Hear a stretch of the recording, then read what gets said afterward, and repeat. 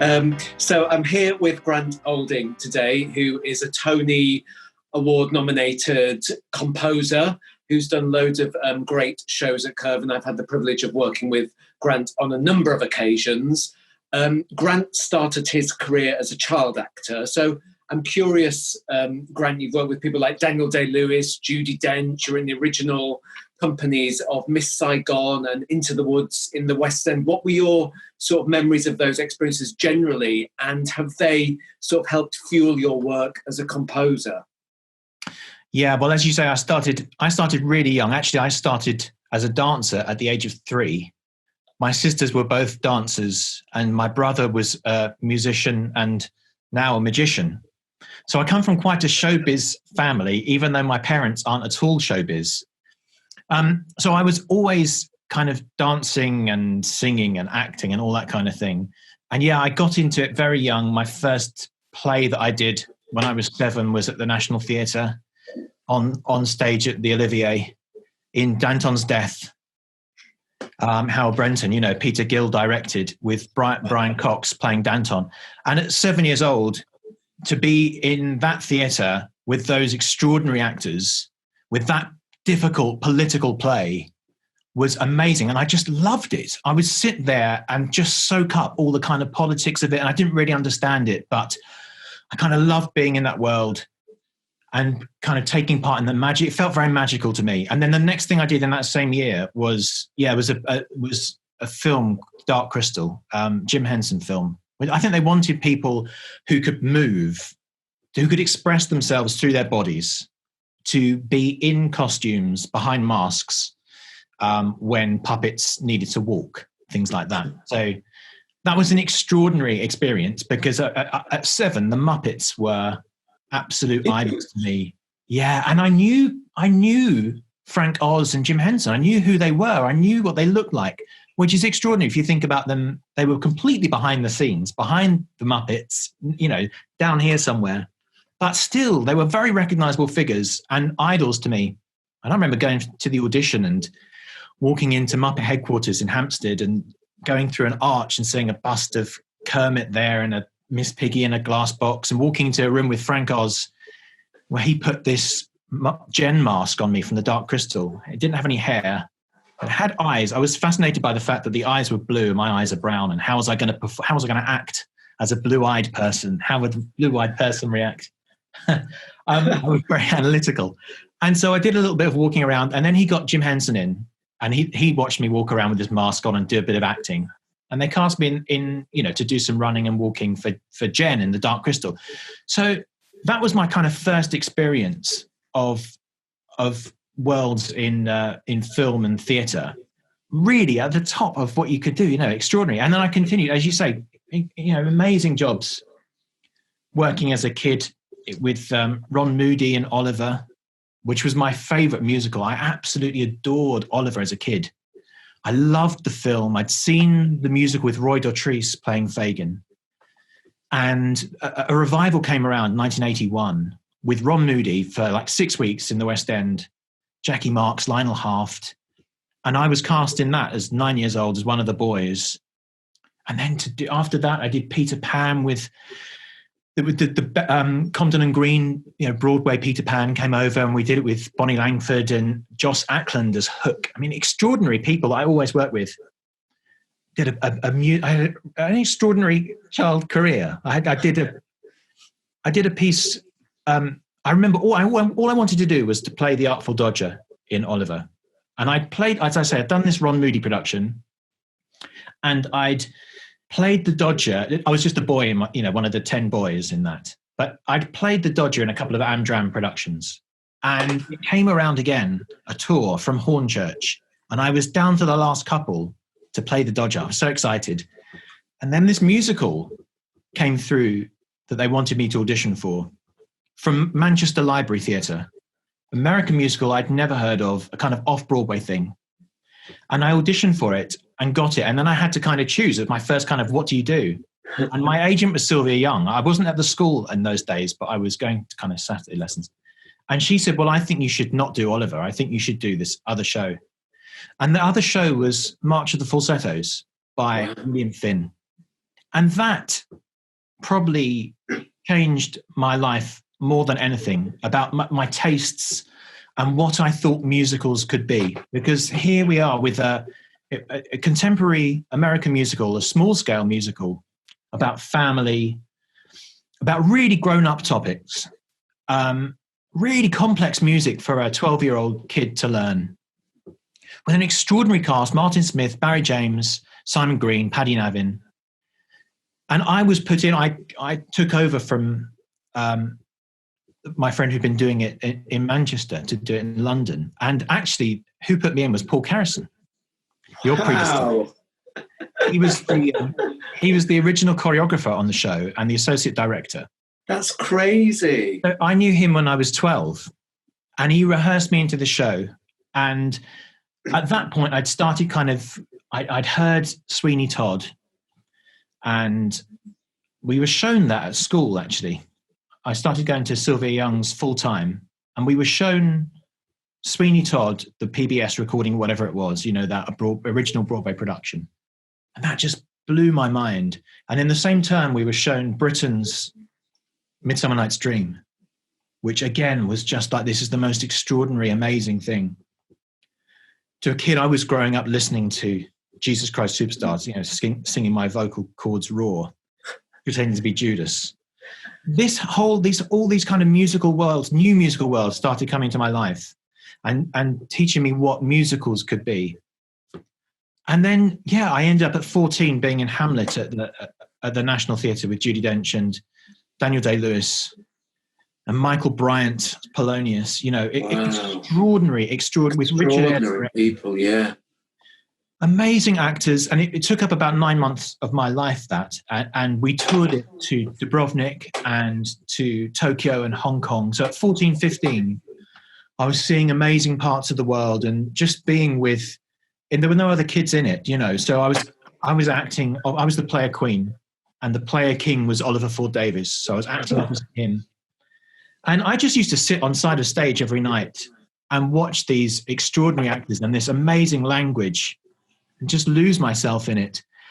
And that experience of being in that room, watching people make amazing work, really was my education and has informed everything that I've done. I had such amazing experiences as a kid, working absolutely at the top of everyone's game with amazing actors on amazing pieces of writing. And I realized, because I didn't train as a composer, I only trained as an actor. After I left school, I was into the woods in the West End for a while. Then I went into Central School of Speech and Drama and trained there as an actor. And for a while, I had a big kind of chip on my shoulder about I haven't trained as a composer, imposter syndrome, all of that. And then after a while, I realized that I've been training in theatre since I was 7, mm-hmm. and all the things you kind of pick up from just being in a rehearsal room and watching people make decisions, questioning why they're making those decisions. And even when I was in Into the Woods at the Phoenix Theatre, I was understudy in that. I understudied Richard Dempsey as Jack. So I spent a lot of time in the dressing room. I was a walking cover, so I wasn't in the show per se every night. And I watched it an awful lot. And I think even that process of being slightly outside of the cast, watching it from outside, but still being part of it, rehearsing with a different group of actors as understudies, seeing different performances, watching the Richard Jones direct, and then working with the associate director, working with the different MD, all of that kind of stuff, made me sit back and kind of question everything and analyze what I was seeing and kind of critique it and just wonder about it and take it to bits. And with Sondheim, you can take it all to bits and the clues are all there, So I was very, very fortunate in the pieces I worked on were all amazing and all taught me different little things about how a rehearsal room functions. I mean, it made me feel very, very comfortable in a rehearsal room working with directors and on new texts and all that kind of thing. It's fascinating what you say about the imposter syndrome and the sort of channels which we believe, in our younger years, or looking from the outside, that we believe are the right channels to becoming a composer, to becoming an actor, to becoming a director. And what's so thrilling and inspiring about these chats is that all of us, everybody finds their own unique way. Some people go to university, some people go to drama school, go to music college, whatever. They go a more traditional route. But equally, there's so many people who have found their own way in, and there's no wrong or right. I mean, if you've got the work ethic, if you've got the talent, if you've got the natural sort of ability and then the way to sort of focus that and work hard, then, there is no sort of right or wrong pathway. No, absolutely. Everyone makes their own, carves their own way out through it, I think, and leaves a little track that someone can recognize and kind of go a little way along that path and then diverge and go somewhere else. I think also what I come to realize was that every experience you have is useful. Mm-hmm. So, for example, after I stopped being an actor, I spent a couple of years as a singer-songwriter, working in bands, earning no money, being completely supported by my wife, trying to make my way as a recording artist or as a published songwriter. I had some songs published, but no one was picking up on them. And I was, going around the clubs with my guitar, playing songs that I'd written. And I made a couple of albums. No one bought it, but, it was all...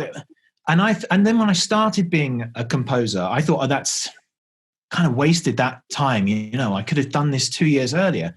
And in fact, my break into the National Theatre happened directly because of those 2 years, because a project needed some music and I pitched for it and I didn't know what the project was. I just assumed it would be normal kind of underscore. So I sent off my CD of underscore stuff and I met with, it was a piece written by Sam Adamson. I met him a few weeks later, just as he was about to go into rehearsals. And I said, I clearly didn't get that job, What was it? What were you after? Well, who's got it? And he said, well, I don't think anyone's got it yet, actually. We were kind of thinking about Rufus Wainwright. And I was like, what is it then? And he said, well, we're after kind of singer-songwriter, acoustic singer-songwriter thing. I was like, oh my God, I've got like 2 albums of that kind of material that no one knows about. I tried to keep it a secret. And I've got to send a different CD in, to the music department because they don't know that. And I went home and I sent this CD in and I got a phone call the next week from Nick Heitner saying, come in and have a chat and just ask me then and there to do the job because this material was so perfect. Well, again, it goes back to what you're saying about carving out your own sort of route and your own sort of road, and by trying to sort of ape or trying to sort of follow in, sort of carve out what you think that, well, this is the way a theatre composer would, this is the sort of stuff they want to hear, sort of traditional underscore. You're actually negating your sort of chances, really. And as you say, you had all of that music and that repertoire there. It was just by trying to conform to something, you actually sort of shortchange yourself. So thank goodness you bumped into Sam Adamson before. Yeah. And also, I think I spent a couple of years teaching singing. And I think that was an incredibly useful process because kids, it was kids from from very young, from 6 till about 18. And I teach at a local youth theatre, or they would come to me and do private lessons and they would bring their songs or I would teach them songs.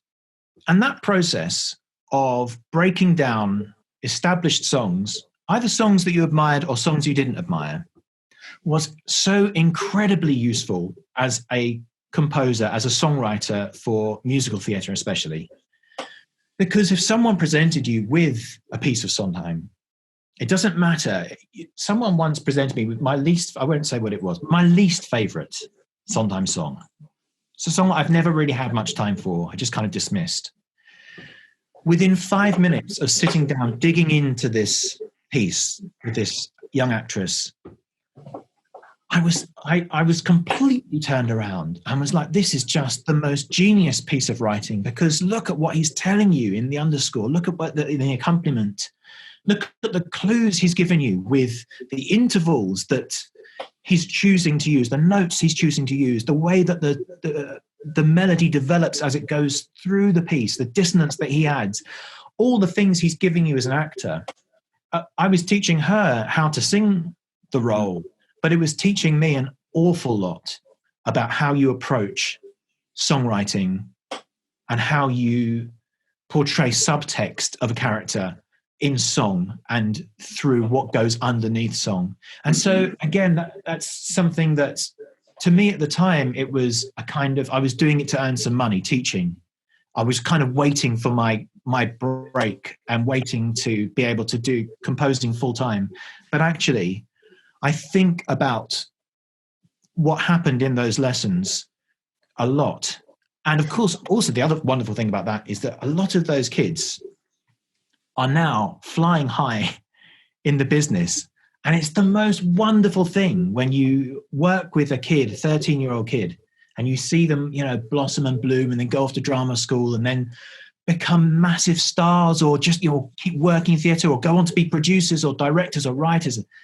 It makes you incredibly proud and kind of connects you to a whole community of, which is what this, you know, that's what this is, isn't it? It's a massive community. And I feel like now with the lockdown, I'm kind of feeling that more and more. Now that we're kind of distanced from our community, you feel how important that is and how much you want to support each other.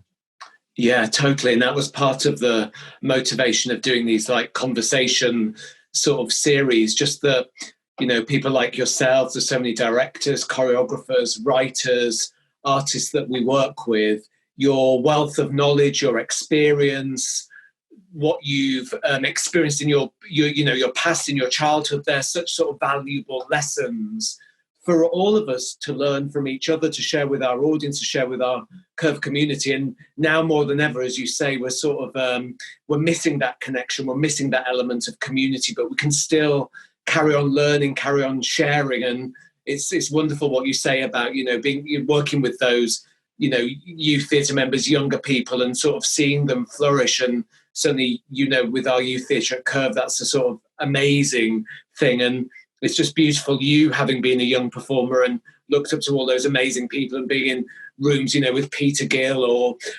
those great directors you were working with, that, you know, there's that constant sense of passing on the baton. And that's the great thing about theatre. It really is about sharing and community, and that knowledge being, well, just shared through the generations and across generations. And it's a really beautiful thing.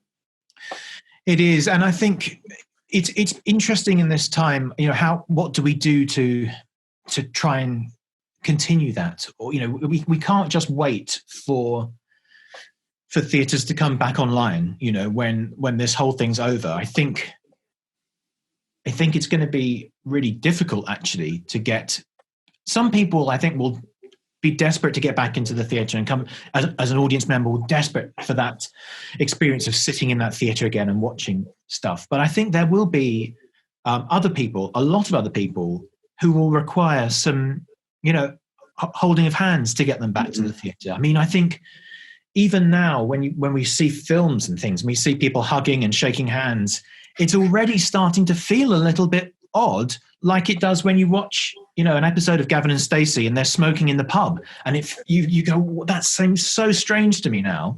Yeah. And I think that it is going to require some a kind of gentle bringing people back in, making them feel comfortable enough to come to the theatre again when eventually we are allowed to.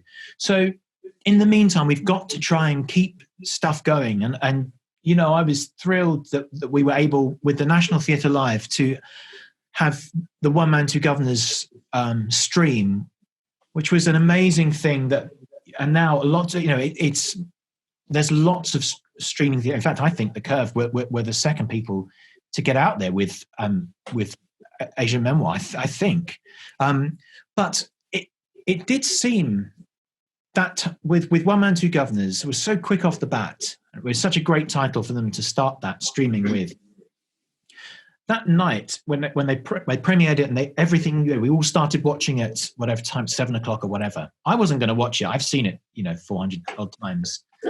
But I did start watching it. the guys who were in the band were watching it as well, and we were all texting each other, and it did feel like there was a kind of an event happening. And 210,000 people watched it that one night.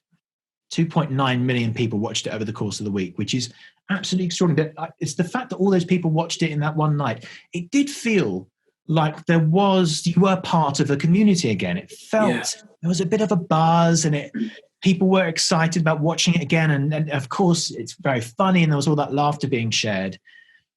And that, I think, it was fascinating. And I think that kind of streaming and being able to see your shows, some of which I didn't see in the theatre, but being able to watch them, it's fantastic. And I think that this streaming theatre into people's homes, although it's obviously not a substitute for theatre, in the same way that NT Live revolutionised theatre and cinema, I really think that this is something that will continue in some way. There'll be some...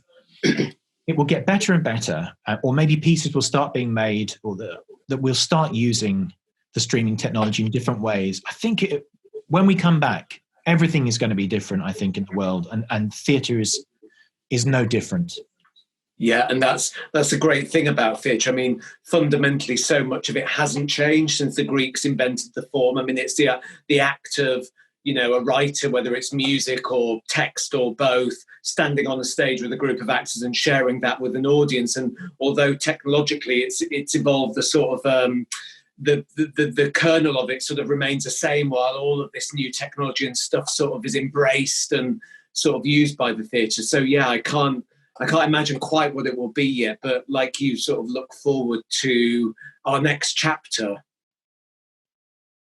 And so just you touched on Man Two Guvnors there, and it was sort of I remember at the time it felt like a sort of an incredible sort of these incredible forces coming together. Richard Bean's incredible script, Nick Heitner's joyous work in the sort of leading the whole thing, the astonishing cast led by James Corden, and then the contribution from you creating the craze, the whole musical language of that. It wasn't, as we talked about earlier, it wasn't sort of music as underscore within a play. It was music that helped make that production. It feels like all of those elements, if you took one of them out, it wouldn't have been that great big sort of international smash. Did you always imagine music would be so central to the piece? And how did you land on that skiffle sound? Well, no, we didn't think it was going to be central to the piece, actually. When I had my first meeting with Nick about it, he talked about, and I've worked with Richard Bean before, and Nick. I've worked with Nick 3 or 4 times before, and with Richard, we'd done a piece called England People Very Nice, which did have songs, actually had a lot of songs in it, but there were songs that were always envisaged as being part of the piece. Richard had written the lyrics. I didn't feel like I wanted to get involved in the lyrics of that at all. And in the end, Nick rewrote the lyrics in previews, actually, terrifyingly. The poor chap who had to sing the songs. Every preview we gave him a completely new lyric to one of the songs. He did brilliantly. So when I came in to talk about Man Two Guvnors, which didn't have that title at that point, there was no script. It was just, we want to do 72 Masters. We got James Corden, we got Richard Bean. We're setting it in the 60s in Brighton. And Nick described this thing that was like a carry-on film or an Ealing comedy. Think of it like that. I said, fantastic. Does that mean I can have like a little orchestra? I can do like a carry-on score. He said, no. Think of it like it's scored by the Beatles. I said, okay. He said, and I also want to put in variety, like end of the pier show variety. I said, okay. Not songs. He said, maybe there'll be one song, like sung by the Beverly Sisters. I said, okay. And he said, let me show you some stuff on YouTube. And he got on YouTube and he showed me these variety acts. There was a very, very fat man in a tuxedo playing a xylophone. And it was his act. I can't remember the name of the chap, black and white variety thing. It was hilarious. He played the xylophone as if he was doing it by mistake, kind of not even touching it. And he was an extraordinary musician. And he showed me a video of a woman on point, tap dancing, playing the banjo, doing split stuff. And the man playing this like load of bulb horns, like it's called a hornkestra. And he said, we'll do all of this. And I said, I was thinking, how do you fit all, End of the Pier, Saucy Seaside Postcard, Servant to my old Italian play, Carry On Films, Eating Company, Beverly Sisters. How do you fit all of this? How do I score this? How can I score kind of Beverly Sisters thing with a Beatles type lineup? And then I had no idea. We didn't talk about skiffle at all. Then we did a read through of like the first half. Again, it wasn't called One Man, Two Guvnors. I think it was called A Geezer and His Governors, something like that.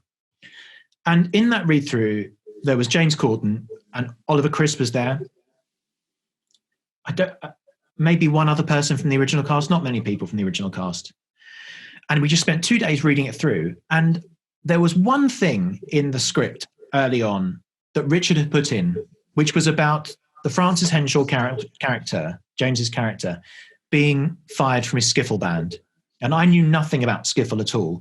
But for Richard, it felt very emblematic of Francis Henshaw as someone who was a skiffle player in a Beatles world, someone who had just slightly, it's moved on, but he was sticking with his skiffle and the whole world has moved on to the Beatles. He's 5 years too late.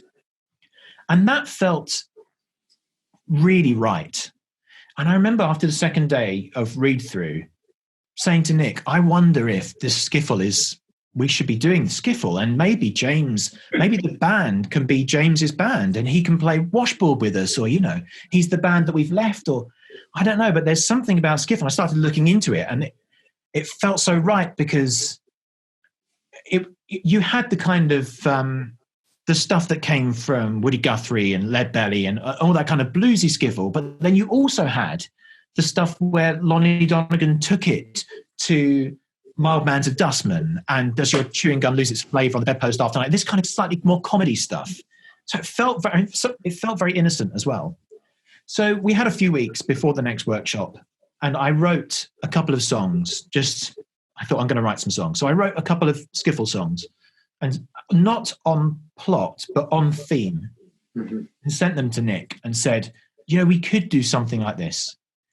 And he had me over to his house and we listened to them and he just loved them. And he said, you should just write a load of these songs and we'll just you should write as many as you want to write and we'll put them all in. If there's too many we'll have them in between each song, each scene. And if there's too many, we'll have an opening set before the show starts and we'll put more in the interval if we need to. You just keep writing. And we want to feel like we've discovered this band and that in their trunk of songs are all these songs that are completely appropriate to our show, but they want to feel really authentic. So it was an amazing brief, really open brief, completely trusting, where I just got to go and write a whole host of songs, taking any theme I wanted to from the show. And just I would sit in rehearsals writing the songs in the corner because it was a fun place to be. It was a very funny play. And then, at lunchtime, I get up and play Nick a song and say, what do you think? He say, yeah, let's find a place to put it. And then the kind of variety aspect came a little bit later. I still haven't figured out how we put in the xylophone number and the hornkestra and whatever, all these other things. And Nick said, in the second week, he said, I don't think they're separate. I think we start off with the band. You'll have to sing these songs. Okay, because I was going to MD the show, but I wasn't supposed to be singing them. No, you're going to sing these songs. And then as we go on, we'll just get, like James can come on and just play a few bars of xylophone and then we'll get him off and then someone else can come on. And so that's how it happened. And then kind of halfway through the rehearsal process, Nick took me aside and said, look, these songs are they've become more important than we initially thought they were. And so, we'd like to put you on the poster and give you kind of proper billing and all of that kind of thing, which was very, very generous and lovely of him and Richard to do that. They really didn't need to. So yeah, it was if you'd told me how it was going to work, I couldn't have envisaged it. But Nick is so clever at doing that. He did the same thing to me when we did Midsummer Night's Dream last year at the Bridge. He described the show, and again, he talked about aerial stuff. He talked about Beyonce. He talked about finding, the gender swap thing or the character swap, the real magic within it, the real romance and heart of it, the parade kind of staging. And again, it was one of these ones where I don't know how you fit all this into one show, but somehow he can see this production and get everyone on the same page and bring it together. It's his genius. Yeah. And isn't that often the way with a creative process, that if you start with a really good, clear vision, and then with your practitioners, whether it's actors, designer, composer, you then give those people a free rein and the freedom to really trust their instinct and explore and play and have fun. That's where the best work comes from, I often find. And certainly Midsummer Night's Dream, which I saw last year, and obviously having loved Man Two Guvnors and seen it at the National in the West End, on tour at Curve, that sort of, it's just so joyous and it's so imaginative and so original. And it feels like that can only really come out of the rehearsal process you're describing, where there's real trust and freedom for people to make mistakes, take risks, try new things. And I think if you'd have taken any of the actors out of that show and substituted someone else, it would have been a different show. They each person, watching it again on YouTube the other day, really, it's a phenomenal cast. Every single person is absolutely brilliant. The girls are amazing. Susie Toes, Claire Lambs, Jemima Rupert, they're so brilliant. Danny Rigby being absolutely extraordinary. Dear Fred Ridgway and Martin, all these people, Tom Eden, of course, as Alfie. Every person contributed so much to their role that really Richard was in the room rewriting constantly, because the characters were evolving so much, and he would get such a kick out of the way they were saying his lines that he would just write more and more. And of course, with Man Two Guvnors as well, there is a certain amount of freedom, especially from James's character, to play with the audience. And so I was when we did the show at the National and on tour, and at the Adelphi and on Broadway, the band were sat in the audience. We had to watch the whole thing.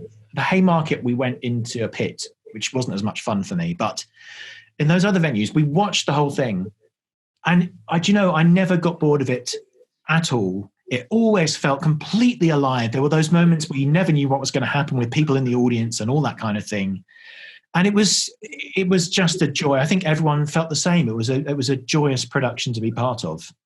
Yeah, here. I mean, it was really this beautiful piece of work. And I think just hearing your experience then, the sort of sense of anarchy, and you never quite know what's going to happen next. And that, I guess that again goes back to your idea about community and theatre and live theatre. And what we're missing at the moment is that, every great piece of theatre, even if it's a more sort of formal, structured play, there is that sense of you never quite know what's going to happen next. It's completely in the moment. And that is one thing that, even watching something on archive or online or a Netflix thing, you're never going to get that sort of sense of excitement of really being there in the room with, your fellow human beings. So that's right. And I think that when we come back to theatre, I can't help thinking the programming is going to completely change. I mean, I think the West End will look very, very different when we come back. I think it just got to. I mean, unfortunately, I think who knows what shows will be able to carry on and pick themselves up and go on. But I think it will look different. And how people program things is going to be different. People are going to want to see different things. I think there's that thing of, again, thinking back to Man Two Guvnors or shows that you've had that have been a real kind of smash hit. Because we've all done shows that are brilliant, that we're really proud of, but that don't quite sit with an audience, or sit with an audience, don't sit with critics, or just somehow don't fizz in the way that other ones do. And then you have other shows that just somehow everything is right. And I think the one thing that the extra thing, you can do all you want to do, all you can do in the rehearsal room and in previews and all that kind of thing. The one thing you cannot legislate for is the temperature of the audience and the way that play hits with the kind of general psyche at that time. And it will be fascinating. I don't know what it's going to be, but it will require a certain type of play that people will set the audience alight again after this lockdown, and that people will be itching to get back to. You know, I don't know what it will be, but it'll be exciting to see what sets the world alight again. Yeah. And of course, at Curve, we've got a great relationship with you. You're one of our associate artists, and we've worked together on productions of Richard III and Breakfast at Tiffany's. And of course, coming full circle again from your sort of childhood work, you created the inaugural production, which opened Curve in the form of simply Cinderella. So what is it about Curve and Leicester that you enjoy? What inspires you about working here? Well, I think going back to when we opened with Simply Cinderella, to be involved in the first production, I'm lucky enough to have done it twice now. I opened The Bridge with Young Marks as well, and I had a similar experience of being led around the theatre when it was just a hole in the ground. And the same with Curve. I remember going there in my hard hat and my boots and my high vis jacket, and Paul Kerrison taking me around saying, this is where the stage is going to be, and this is how the whole theatre is going to work, and not being able to kind of imagine it, but seeing the kind of scale of it and the scale of the ambition at Curve always was there, in that building. And I think so it's got a very, very special place in my heart. And that was a massive, in many, many ways, Simply Cinderella was a very, very difficult project. And the birthing of that theatre was very, very difficult for lots and lots of reasons. For me personally, I was commissioned in the December to open the next October, but the book writer wasn't brought on until March. We were casting in June and rehearsing. There was for a brand new musical with an original story. There was a catalogue of things that made it very difficult. Our lovely director Adam Cooper was also choreographing, which is a massive, massive job. Yeah. He'd never directed anything before. He'd only choreographed things before, or not directed anything. So there was so much that was kind of difficult. But it was also so special, and I'm so, so proud of that score and of what we did with that show, actually.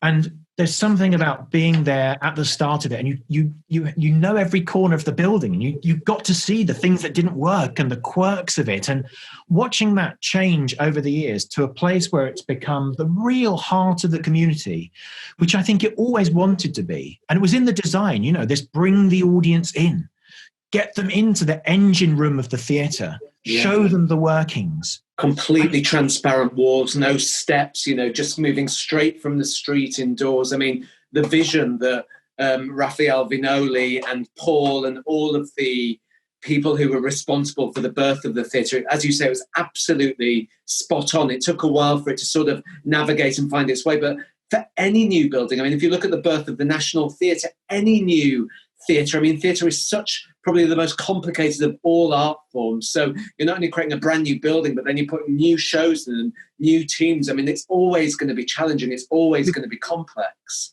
Yeah, and also, it's such a state-of-the-art theatre as well. I mean, the automation system in that theatre was the first of its kind in Europe, I think. It was absolutely extraordinary. And I think what you've managed to do, and of course, I was so, so proud to be part of your opening season, with being there right with you from the start with Richard III, Our Country's Good, and Breakfast at Tiffany's, to see you and what you've done to the building physically to enable it to do the things that it does now. The expansion of it, the changing of the public spaces, the way that it now really does embrace its audience and invite the community in, the way that you live at the theatre.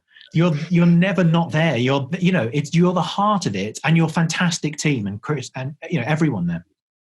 Well, it's really an amazing thing, and I think the fact that now any big new musical is desperate to open at Curve is testament to that, and the way that you program, the way you've been very clever with your, I was watching Your Importance of Being Earnest the other day, a really perennial play, a safe play, in many ways a safe play, a crowd-pleasing play, but your production, anything but, edgy, really new, really shocking.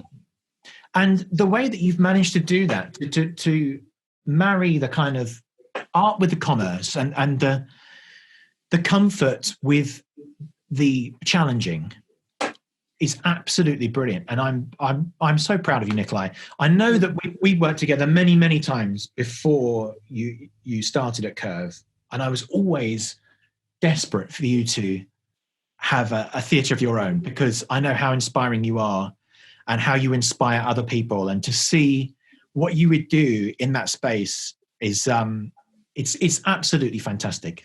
Oh, blimey, Grant, that's really you're making me well up, which is it's so humbling and touching to hear, and just your gracious words. I mean, obviously the world, and it's all the more poignant now, obviously, because the way you talk about the community and people coming into that space every day, it's just so like devastating as it is, for all of us who work in theatres, or any of us who can't go into our place of work, but especially Curve, which is, as you identify, has really sort of turned the corner over recent years and is really sort of on an upward trajectory. It's really galling to know the building's just sort of sitting there empty, but we'll be back. And obviously, like you say, it's all teamwork. I mean, it's Chris, it's myself, it's all of the senior management team, all of the staff at every level sort of pointing in the same direction and desperately, sort of feverishly working as hard as we can to make it a success, and people like you coming to the theatre and creating work, and that can't be underestimated. It's all collaboration, it's all teamwork. So thank you. That's so beautiful and touching, and really just wonderful to hear at this moment. So thank you. Anyway, back to the interview questions. Back to my Jeremy Paxman role today. So. We've talked a bit about your work in theatre, but over recent years, your work in movies and on television has been every bit as successful and prolific as the theatre. Movies like Saving Santa, sitcoms like Upstart Crow. How does writing for those media sort of differ from the theatre, or is it actually ostensibly the same thing? It's not quite the same thing, but I mean, in some ways it's a lot easier. There are things you don't have to do in film and TV that you do in theatre. For example, in theatre, you never get to see the thing before you've written the music.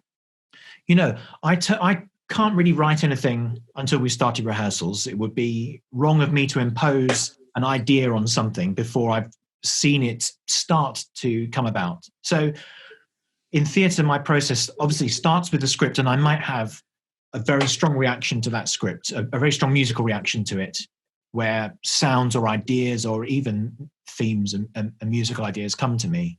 Then we'll sit down and talk to the director about what their vision is. And really, I can't do much more until rehearsals start. And I go to the first day of rehearsals and listen to the cast, see what they look like, see how physically they are, just get kind of sense of the kind of pace of the piece. And that first read through is really, really important to me. And then for a couple of weeks, I can't really do very much, because it's just getting it on its feet. It's, finding its way through. Certainly the actors don't know what it's going to be in 3 weeks' time, 4 weeks' time. Oftentimes the director doesn't really know what it's going to be in 3 or 4 weeks' time. But at some point in week 2, you have to start writing, because you've only got 4 weeks to do the whole thing. So you start writing in week 2. You've maybe spotted where the cues go with the director, but again, no one's really sure what it's going to be. Certainly, we don't know how long each cue is going to have to be or anything like that. I mean, some people, like you and Nick Heitner, are both very, very good with music.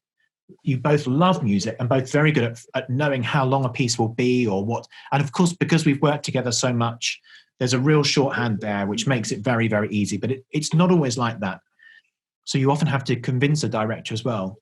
So you find yourself predicting where a thing is going to be, not just in 2 weeks' time, but past the tech, past the previews, past the opening night, into week 6 of the run. You have to be able to score for what it's going to be like then.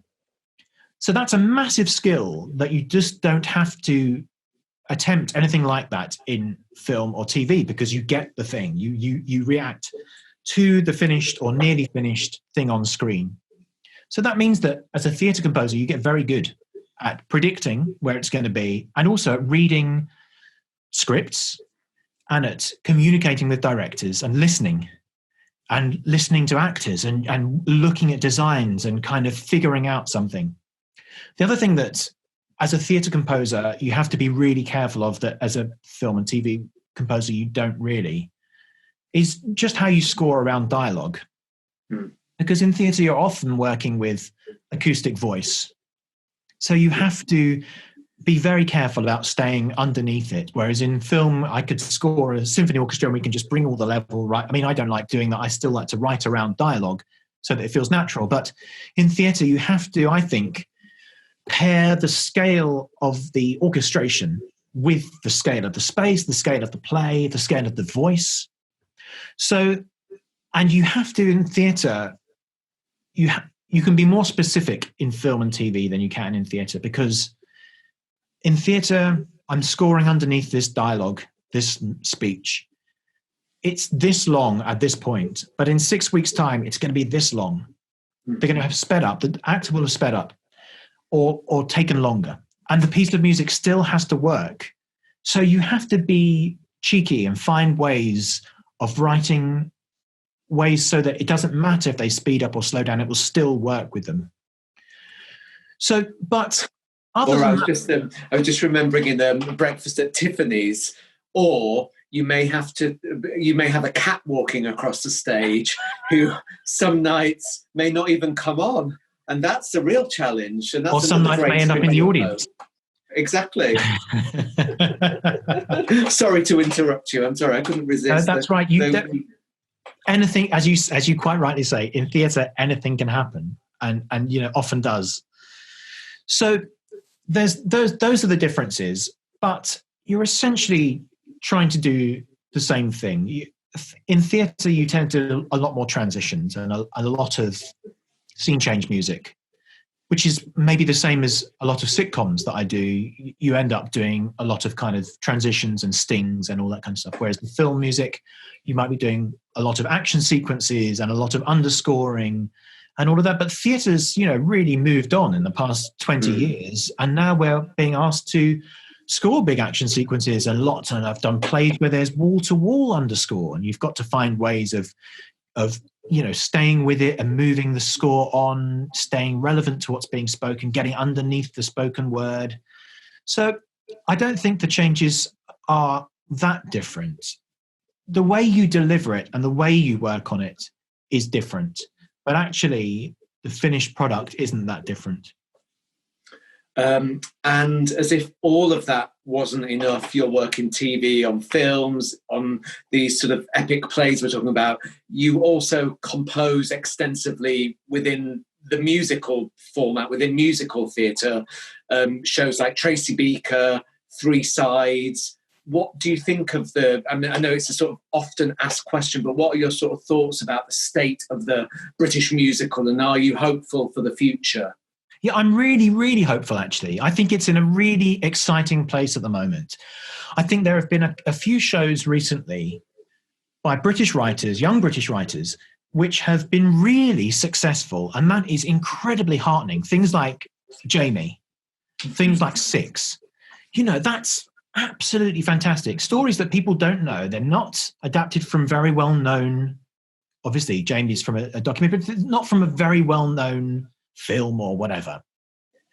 British stories, really exciting. And I think also things like Flowers for Mrs. Harris, what caught again, I saw it in Chichester when it was down there, but it's really exciting that new stories are being made with fantastic composers who want to write for theatre, even if they've written in other mediums. They're passionate about writing for theatre. They don't take it lightly. They're doing a great job.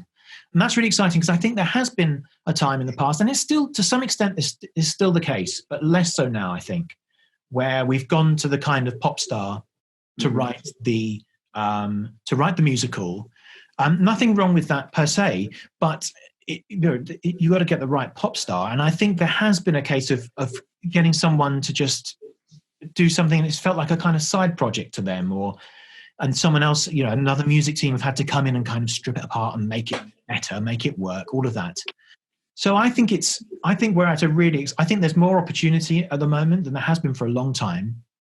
And I think people are interested in watching new musicals. I'm under commission to write 2 musicals at the moment, and they're both original stories, both British contemporary musicals, and both theatres specifically asked for that. And I think that is really, really, really encouraging. Mm-hmm. Great. And we talked a little bit earlier on about sort of finding your own route and maybe not treading in, pathways that have already been sort of laid out. But what advice would you have for maybe somebody who's looking at your work in film or musicals or on stage and would love to be a theatre composer? Where is a good place to start? Where are the sort of good places to start sort of making noises? Well, I think perseverance is really the key. And finding those people that you want to work with who are a bit better than you. Find those people who are, directors, designers, who are making the kind of theatre that you feel passionate about. Doesn't matter if, someone else is doing something else. I'm doing my thing over here. You're doing your thing over here. What are you interested in? Find those people who are making that stuff and meet them. Ask them for a coffee, because most people are very happy to have a coffee. Yeah. And try and make some music for them. Send them some stuff. Tell them you're interested in being in the room, watching a process, shadowing a composer, making some stuff for any small production they might have going on. And then when you get to be in that room, just listen. Really open your eyes and ears to what's going on from every department, and you will learn so much about what it means to make theatre. I remember Jeremy Sams, who's an absolute genius, polymath, saying to me when I was about to work with Nick Heitner for the first time, keep your ears open, because he knows more about music than any of us. And that's right, because it's not, when you're a composer, it's not about music, or it's not for me. That's the last thing I do, is try and write music. I'm not interested in a big tune. I'm only interested in telling the story. So the job of being a composer in theatre, I don't think, is about writing music. It's about telling the story and about supporting everyone else in telling the same story, crucially. Because if you're telling a different story, it's no good to anyone. So it's about identifying what the story is, where everyone is chipping in, and working out what you can do in your little corner to assist and to just kind of support the story. And that's what I always, if someone comes out and says, that was a lovely tune, especially in a song, if they come out and say, oh, that was a lovely tune, or that was a clever lyric, I think I've failed, because I don't want people to be listening to the tunes or thinking about the lyric. I just want people to be in the story, experiencing it. And if I've put even a harmony on something that makes people go, oh, that's a lovely harmony, then for that moment they're thinking, oh, that's a lovely harmony. They're not investing in the character and the character's journey that I want them to be.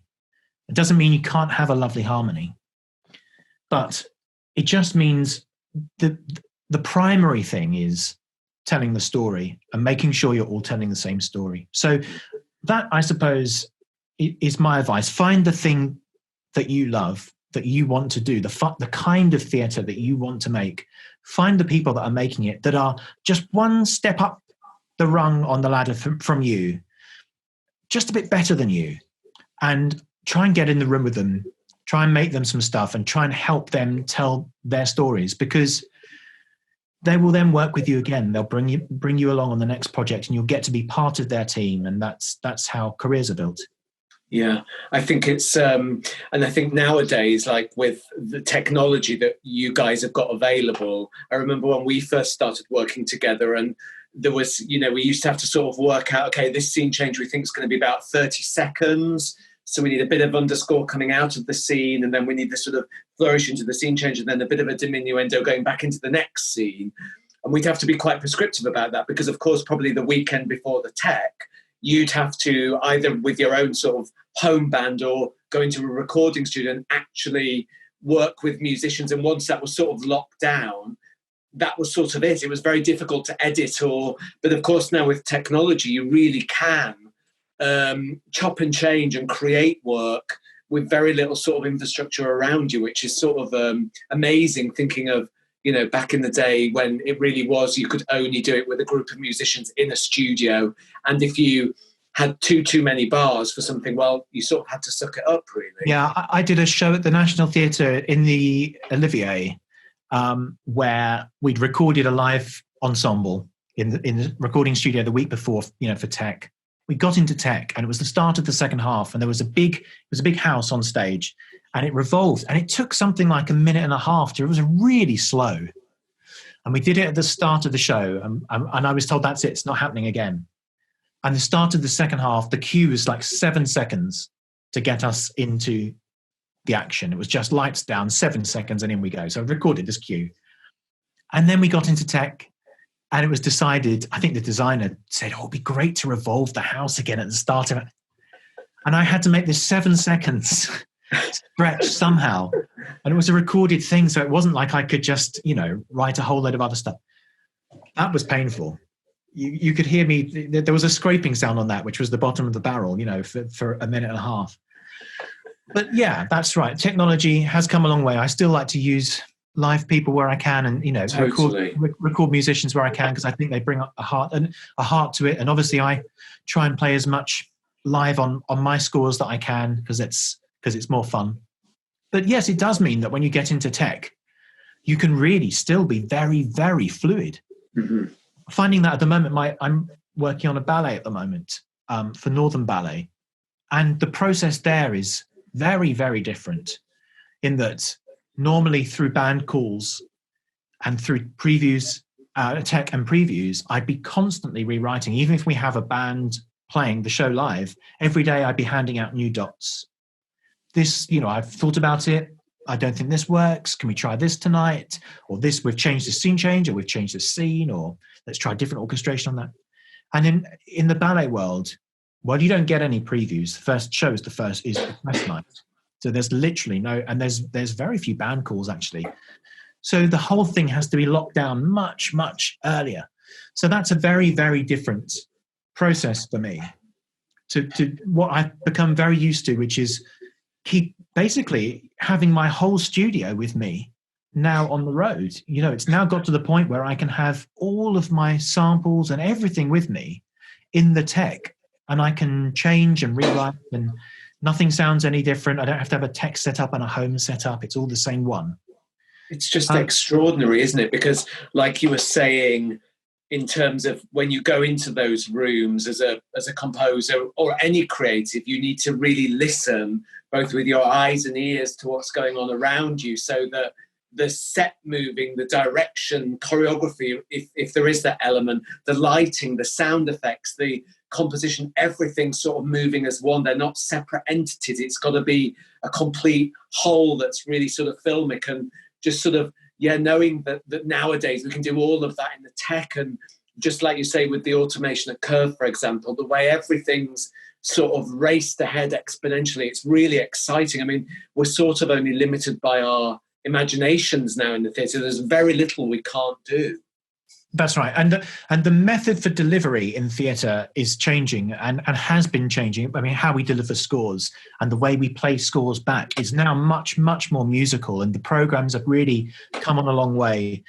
So you're able to do stuff that feels like much more in sync with a production. So I'm now able to, instead of having to write a cue that lasts for one whole monologue and is more general, I'm now able much more to write something that moves on, and we trigger this bit of the cue if it's, and even if we have a live element, I'm about to do a score, when we're able to go back to theatre, which has got a live musician who will also be triggering a lot of recorded parts. And that is something that he'll be able to respond, very, very musically. So it won't be in the hands of someone seeing or hearing a line, cueing it, calling it, a sound operator pressing the button, it going, it'll be a musical reaction to dialogue, but it means that we can still have as many instruments as I want to have with me playing them at home, playing as alongside and with our live musician in the theatre. It's really exciting. Yeah, it's really sort of extraordinary, isn't it? How far we've come just in the time we've been working together over the last sort of 20 years. And as you say, when we enter this new chapter after, the lockdown ends and we start going back into our theatres and making work, what that's going to look like, what it's going to feel like, the sort of vibrancy and the sort of new sort of discoveries we've got to make. It's sort of quite extraordinary, really. Anyway, it's been incredible talking to you, Grant. Thank you so much for your time this afternoon. No problems. Lovely to see you, Nikolai.